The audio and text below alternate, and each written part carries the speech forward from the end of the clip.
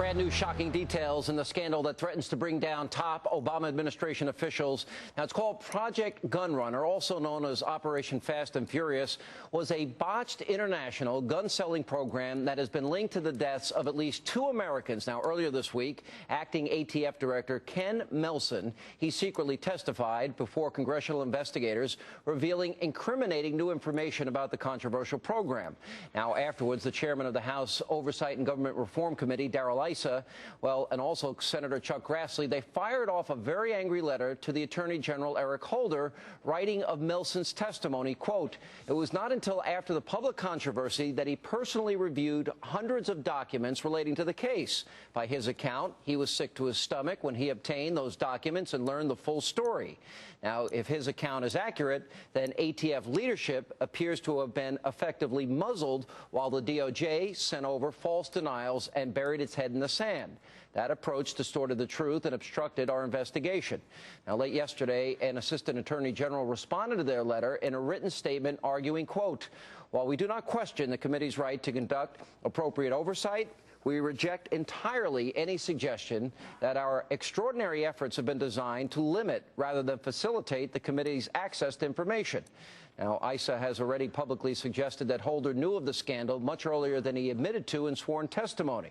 And joining me now is California Congressman Darrell Issa. Congressman, welcome back, sir. Well, thanks for having me on, Sean, and thanks for covering it. I think your prelim says it very well.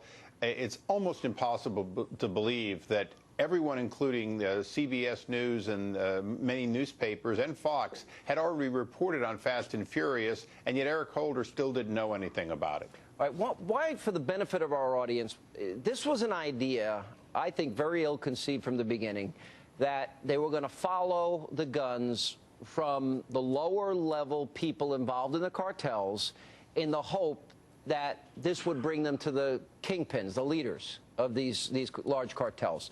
Tell us about the operation and why you think it was ill-conceived.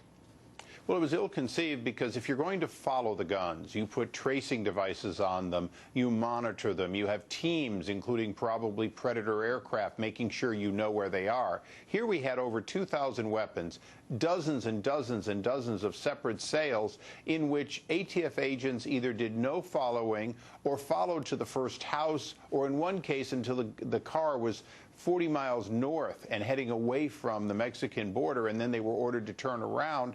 So what you really have is you have 2 points. You have the point where it was sold, and you have the point where you have a dead Border Patrol agent, and in between you have no idea where that weapon was. That's not a program that anyone would say makes sense when you understand it the way we now do. All right, explain now the interim director of the ATF, the Bureau of Alcohol, Tobacco, Firearms, when he reads this information for the first time. First of all, it's a little shocking to me that he didn't know about this. He says he's sick to his stomach. And you've come to the conclusion that you believe that there's a possibility that Eric Holder may have lied under oath. Can you explain that to our audience? Well, what we know is that Eric Holder should have known much sooner. We know that the public knew sooner. We know that Lanny Brewer was actively involved in approving a program that he believes in, that he thinks was just poorly executed, but the program was good.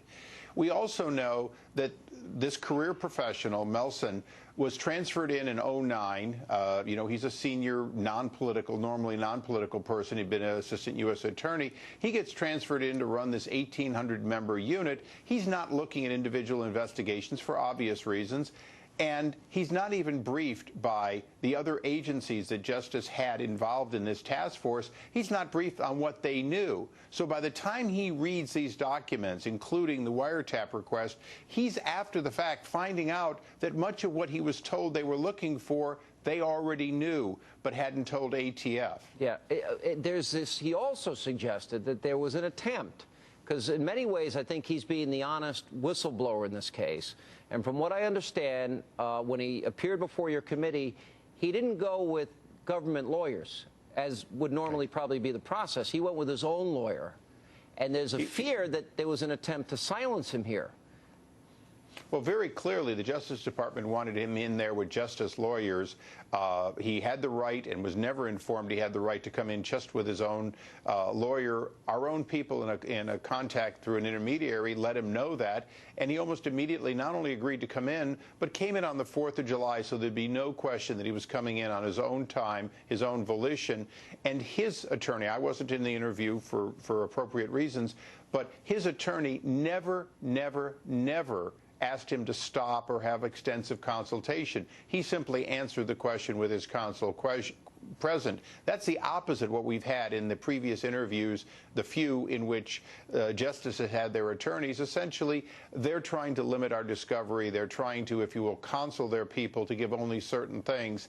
And it's one of the reasons that we find it refreshing when we get a career professional coming in, answering our questions fully and completely, and then letting us go where the trail leads us. What you seem to be describing, Congressman, is an obstruction of a congressional investigation.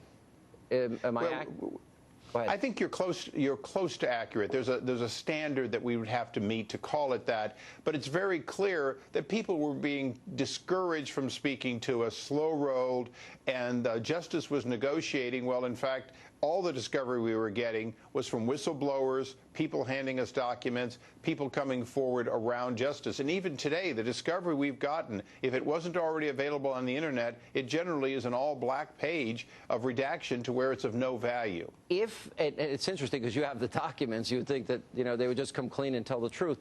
If you discover that Eric Holder knew a lot more than what he indicated, that would mean that he ostensibly lied to Congress, would it not? If Eric Holder knew any significant time before he said he knew, which was just a couple of weeks before he testified before the Judiciary Committee, then he's in very serious trouble. But I think he's in serious trouble in a different way. He should have known. He should have known about this not just this past February, but a year earlier. This was a program that let thousands of weapons go into a foreign country and in some cases stay in America that were being deliberately allowed to be sold to straw purchasers who undoubtedly want to sell them to criminals. That's the opposite of what the Bush administration did. Bush administration even fired U.S. attorneys for not enforcing gun laws. Here we have the opposite happening at all levels. Yeah, well, the frightening things, too, is if the Attorney General, will you have access to his emails and subpoena them?